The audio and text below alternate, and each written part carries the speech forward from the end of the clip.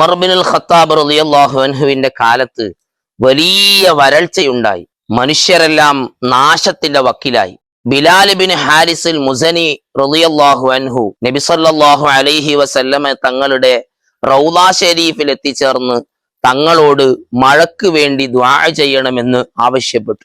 മഹാൻ അവിടെ കിടന്നുറങ്ങിപ്പോയി. നബി സല്ലല്ലാഹു അലൈഹി വസല്ലമ തങ്ങളുടെ സ്വപ്ന ദർശനമുണ്ടായി. തങ്ങൾ ബിലാൽ റളിയല്ലാഹു അൻഹുവിനോട് പറഞ്ഞു, നീ ഉമർ ബിനുൽ ഖത്താബ് റളിയല്ലാഹു അൻഹുവിന്റെ അരികിലേക്ക് പോകണം.